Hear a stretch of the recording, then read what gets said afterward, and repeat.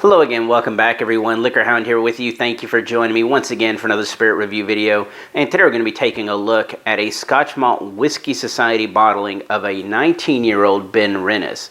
Now this 19-year-old Benrinnes was finished in a Moscatel cask, so a Moscato type cask, sweet wine finish. Bottled at 56.6% ABV. Now, the Scotch Malt Whiskey Society itself, if you're unfamiliar, they've been around since 1983. It's kind of a club membership type deal where you pay an annual fee and then you can have access to their casks that they're selecting. Now, as far as the fee is concerned, it's usually about a $100 annual for the standard membership, but they do a real cool thing when you're signing up that if you want to spend $150, you can get a bottle and the membership, usually kind of younger, 8, 10-year-old.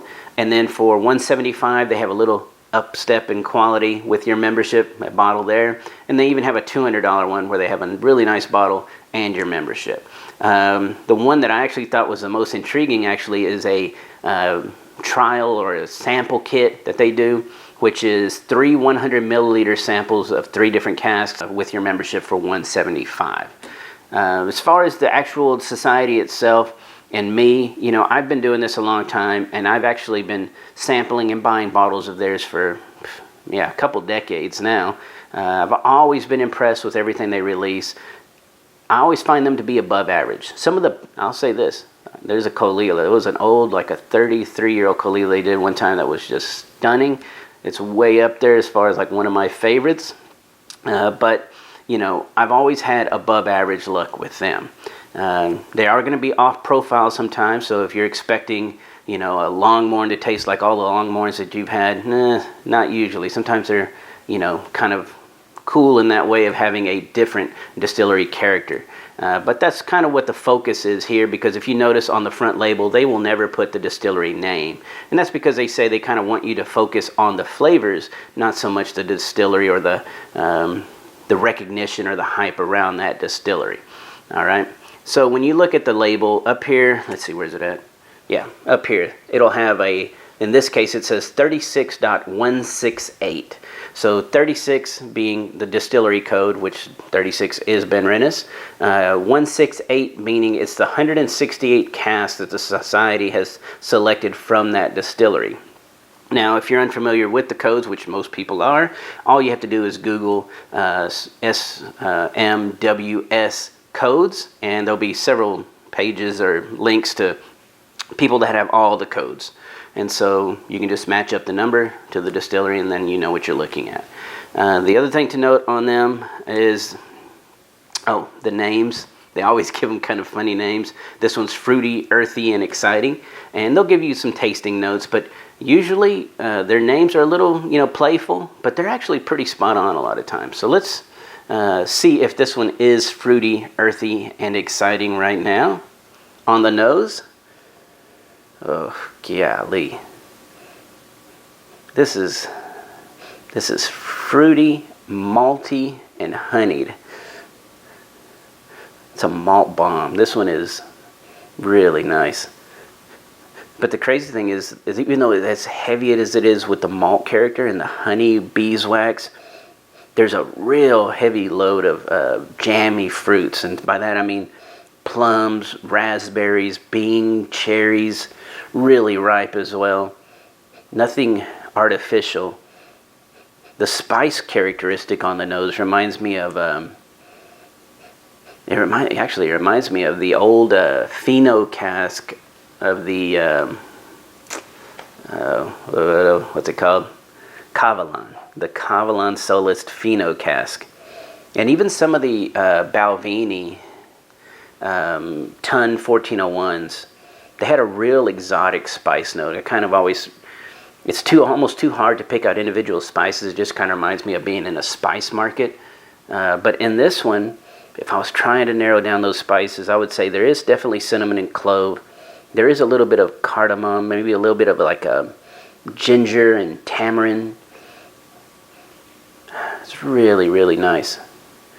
Then I pick up, there's a real nice cocoa, dusted cocoa powder, leather, citrus oil, like an orange oil in here.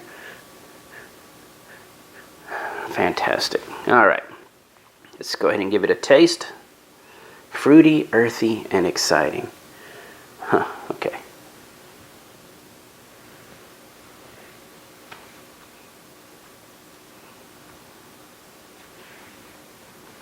Just letting it run slowly across my tongue, coat the mouth. Wow. Oh yeah, golly. Of course, we don't judge the first sip, but that's a ride right there.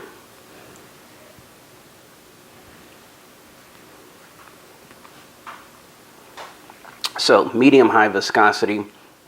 As it enters, you get that big malt character.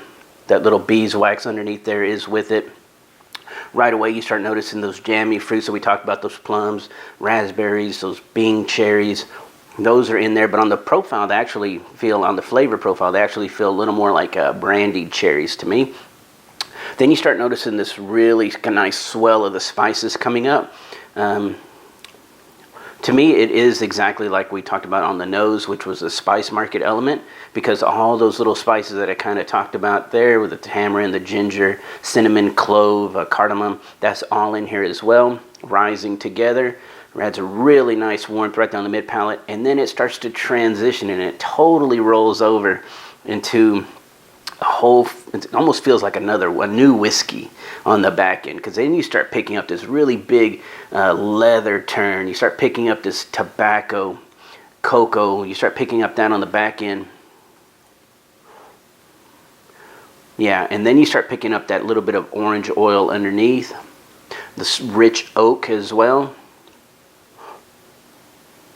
And then, but then when I take air in and I slowly exhale, then I can pick up all those jammy fruits from the very front. So they're still in there. It's just that those big chocolate, leather, almost tobacco note comes in, and it actually kind of dominates and feels like a new whiskey. And then as that starts to recede on the very back of the finish, then you start noticing all those flavors from the beginning are peeking back through. So very, very complex and nice whiskey.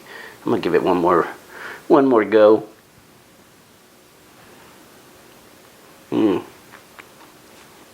Yeah, the malt, the fruits show up actually earlier now than I first noticed it. Wow, they're right up front with it. Big, so yeah, that big swell of spices. Oh, right there, right as soon as you get to the mid-palate is where you start picking up the leather. The old leather comes in right there. Cocoa follows it. And as you start getting into the finish and you start focusing on the oak again, you start picking up, that's where I pick up the tobacco leaf.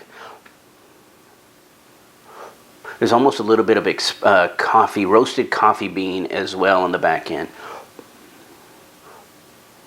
Yeah, it's definitely a roasted, it's almost roasted nuts, but it's more of a roasted coffee bean. Not heavy espresso, think more medium roast, mild medium right there. The orange oil essence of it kind of happens after that mid-palate. As soon as you start focusing on that that big, you know, cocoa and leather and all that, then you start feeling a little bit of an orange citrus oil, and that's the orange oil, and it pops out really on the very back end for me. There's just so much happening up front, and then the transition is really big and bold as well, and then you start noticing the real fine points on the very back end. The thing I love about this bottle is that even though it was finished in a sweet wine Moscatel cask, it didn't overwhelm the distillery profile. I can still taste the Benrinnes profile in this whiskey.